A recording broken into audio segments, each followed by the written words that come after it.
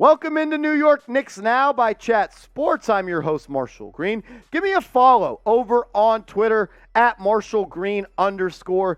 Everybody that follows me and shares this video in a tweet, I'll follow you back. So just go down below the video, click the share button, tweet it out, tag me in the video, follow me, and I'll follow you back. Let's ride. Help me get to 2,000 followers. We're almost there. Jason B.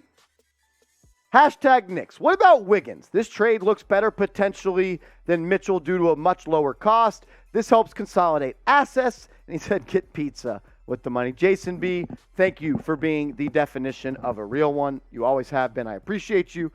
I think the Wiggins idea is interesting.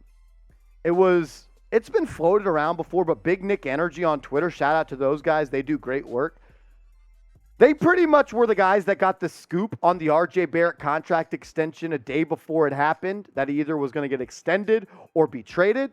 They had that, and they put it out there. And then they said that the name that they have heard from someone inside the organization is that the Knicks are interested in Andrew Wiggins. And it's going to cost a lot, I feel like, to get Andrew Wiggins. I don't think nearly as much as a guy like Donovan Mitchell. But it comes down to, can the Warriors go so deep into the luxury tax that they can pay Wiggins, they can pay Poole, they can re-sign Klay Thompson, they can re-sign Draymond Green, who said he wants the max. It's just hard to envision they have the money to sign all of those guys, and Wiggins may have to be the sacrificial lamb. What would they want back from Wiggins? I think they would want Quentin Grimes. I think they'd want probably a first-round pick. Maybe one of your protected picks that aren't your own, that aren't really all that valuable. The ones we got from the number 11 pick this year. And then you got to get to like $30 million in salary cap space. Maybe you could work out a sign and trade, though, next offseason when he's a free agent. This guy in the playoffs, he took his game to another level, man. 16.5 points per game, 7.5 rebounds, 47% from the field. His three-point percentage dropped a little bit in the playoffs and as well as it did in the NBA Finals. But the thing that I love about Wiggins here, he became an elite defender. And even though he couldn't hit the three-point shot consistently, I think he shot 39% in the regular season. Even though the percentage fell off, that didn't deteriorate or put him in a spot where he couldn't affect the game anymore. Like, he didn't let his bad shot take him out of the game. He drove to the cup. He became one of the best rebounding forwards in the NBA and an elite defender. So just because the shot wasn't falling, he found other ways to be an effective player and make plays for the Warriors. I'd love to trade for Andrew Wiggins, but I don't think it's going to be before this year. If it happens, I think it would be a sign and trade going into the 2023 NBA season. Appreciate you, Jason B. $10 super chat from my guy Astral. He says, do you guys think Tibbs will be fired if the Knicks don't make the playoffs this season? It's definitely possible, right? If they don't make the play-in, I think that definitely becomes more of a possibility. If you have a bad record, though, like if you don't make the play-in, you're going to have a top 5, top 6, 7 pick, right? Do you want Tom Thibodeau leading the full-on youth movement at that point? Because you could have up to 4 first-round picks next year, and if you keep all of them and you don't make a trade, I don't know if Tom Thibodeau is the guy I want leading that rebuild. I don't know if they fire Tom Thibodeau ever. I've kind of been saying this. I think if they move on from Thibodeau, he'll be elevated into the front office. I think it's that type of move. Too much mutual respect between Leon and Tibbs. I don't know if they'll fire him, but I could see them promoting him to the front office, similar to a Brad Stevens type of move. But look, if Thibodeau gets fired, rumors come out, news comes out, we're going to get you guys a video as soon as possible because that's what we do here on the channel. We react to news. We react to the rumors. We circle up everything out there around the New York Knicks, and I give you my take on it. So subscribe for daily videos on the latest Knicks news and rumors. Tricky Nicky, my brother, he said, do you think that Barrett should be our number 1 option this season? If so, how many points would he average? I want Jalen Brunson to be the number 1 option, to be honest with you. And I'd be cool with a 1A, 1B with Brunson and Barrett. I think Barrett at worst should be the number 2 option. I think Randle needs to move down to number 3 in the pecking order. I have concerns about if Randle is down for that mentally and down to sacrifice for himself for the betterment of the team. I think Jalen Brunson, if he was the number 1, if he led the Knicks in shots taken this year, I think he could average 25 points per game, and I really don't think that's that much of a hot take. He's one of the best point guards efficiently and statistically in the pick and roll, and he's one of the best ISO guards in the NBA. He's a walking bucket. But I want RJ Barrett to be the face of the team going forward. He's 22. Jalen Brunson's 26. Can you imagine RJ in 4 years? You got to hope he's an all-star by that point. I would build around RJ, and I think Brunson is a good point guard to have alongside RJ. Robert, what up, bro? Sims at power forward, Obi at small forward, RJ at shooting guard. Not enough shooting. I know Obi shot better at 3 down the stretch of the season, but he's not a good shooter yet.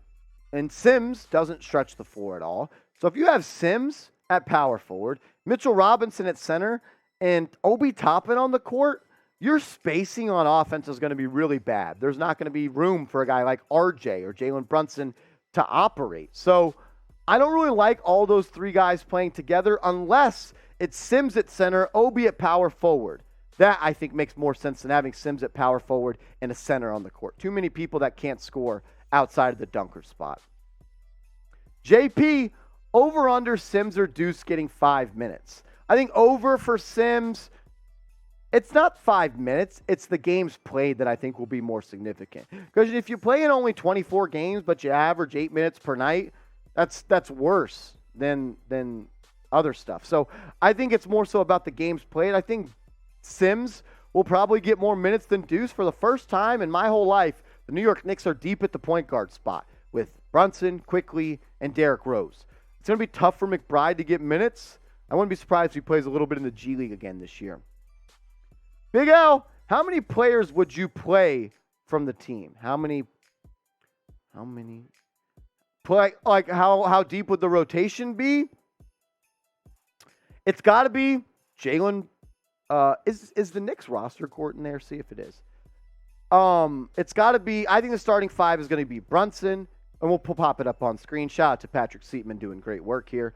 I think this is what your projected roster and rotation is going to look like. Good question by Big L. I think Jalen Brunson's your 1. I think Quentin Grimes is your 2. RJ Barrett's your 3. Julius is your 4. And Mitchell Robinson's your 5. And then, so that's 5 people right there. Quickly has to get minutes. That's 6. Rose has to get minutes. That's 7. Toppin has to get minutes. That's 8. Isaiah Hartenstein has to get minutes. That's 9. And I didn't even name Reddish or Fournier. You have to go 10 deep. I think either Reddish or Fournier has to be moved going into the season. Because if you keep Reddish and you keep Fournier, you're going to play Fournier because he is getting paid $18 million per year. And that means Reddish is not going to get minutes. You traded a first-round pick for him, and he's going to be an a restricted free agent going into the offseason. Knicks have a logjam at the bench. I think a move has to come before the season. I would find a way to move off of Evan Fournier if it was me. Marquise, what up? Marshall Green, do you see the Knicks being the first seed in the East? And also, do you see the New York Knicks making it to the finals? Also, I've been to this subscribed to the channel since day 1. Shout out to you, Marquise. You're a real one. I do not see the Knicks being the best team in the East this year, and I do not see them getting to the finals. Knicks are a couple pieces away from being an NBA Finals contender. Even if they traded for Donovan Mitchell, I don't think they would have been that type of team.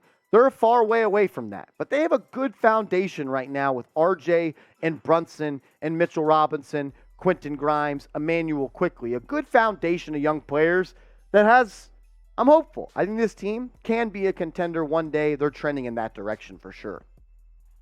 Last question from Tavon Robinson. Would you prefer Andrew Wiggins over Julius Randle? 100 times out of 100.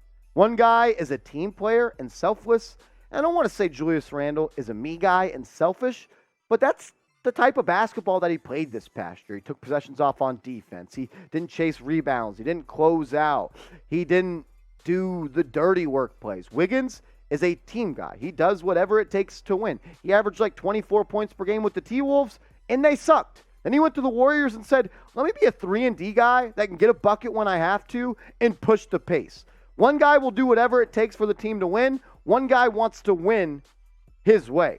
I do think, though, there is some hope this year for Julius Randle. Because when you look at the stats from last year when Derrick Rose was on the court, compared to when Derrick Rose was not on the court, the numbers were way better. And why does that matter? One, because D Rose is going to be back this year, hopefully. And two, the Knicks have a real point guard now in Jalen Brunson. Julius Randle, when he had a point guard on the court, and Derrick Rose, he averaged 43% from the field and 36% from three. Solid numbers. When he didn't have a point guard, he was one of the least efficient players in basketball, shooting 39% from the floor and 7% from three. So when you bring in a guy like Jalen Brunson, who in theory should make it easier for a guy like Julius Randle on the court, you're hoping Randle, I would be cool with Randle going from 20 points per game to 16, 15 points per game if that meant the efficiency goes from 40% from the field to 48% from the field. I'm cool with less volume if it means more efficiency. That's what Julius Randle has to do this year. I think it could happen, but look, Julius Randle is a wild card. I don't know what's going to happen. Make sure you're subscribed because we're going to keep you up to date on everything surrounding the New York Knicks throughout the 2022 NBA season.